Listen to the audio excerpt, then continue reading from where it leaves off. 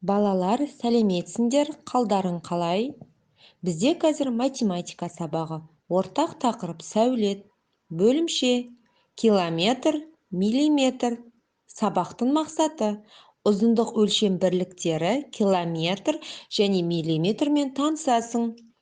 Осы мақсатқа қол жеткізу үшін, балалар, бәріміз мұқият мына бейне жазбаға назар аударайық.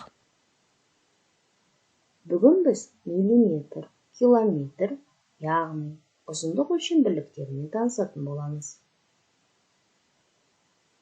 Километр ең ұзын ұзындық өлшем бірлігі, ал ең қысқа ұзындық өлшем бірлігі ол миллиметрмен анықталады. Назар аудар, 1 километрде 1000 метр бар, 1 километрде 10.000 дециметр бар, ал 1 километрде 100.000 сантиметр бар. 1 километрде миллион, яғни 1 миллион миллиметр бар. 1 сантиметрде 10 миллиметр бар, 1 дециметрде 100 миллиметр бар, 1 метрде 1000 миллиметр бар. Есіңде сақта. Енді мұна өлшем бірлігін өрнектеп көр.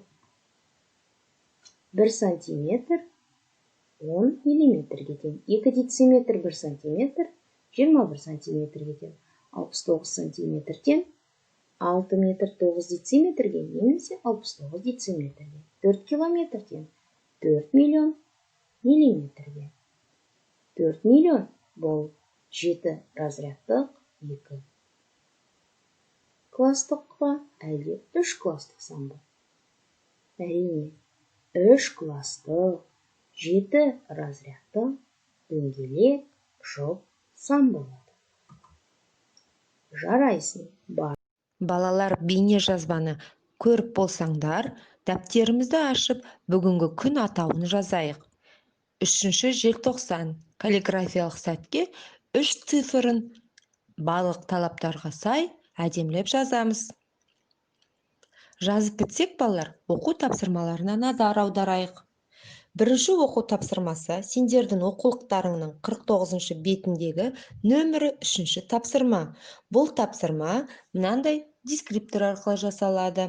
Бірінші өлшем бірліктерді өрнектейді, екінші көркем жазады. Балалар, бұл тапсырма түсінікті болса, екінші оқу тапсырмасына назар аударыңдар. Екінші оқу тапсырмасы оқулықтың 50-ші бетіндегі нөмірі 5-ші тапсырма. Бұл тапсырма мынандай дескриптор арқылы жасалады. Бірінші фигураларды сызады, екінші тіктөртбұрышты үшбұрыштың ауданын табады, көркем жазады. Балалар, тіктөртбұрышты үшбұрыштың ауданын табуды біз білеміз, иә? Тамаша, балалар. Ендеше, балалар, сабағымызды қорыту барысында сабағымызға кері байланыс береміз.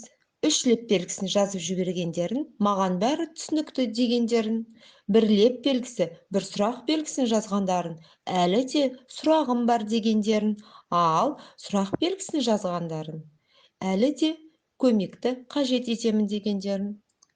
Балалар, осымен математика сабағы аяқталды. Келесі сабаққа дайындала қойыңдар.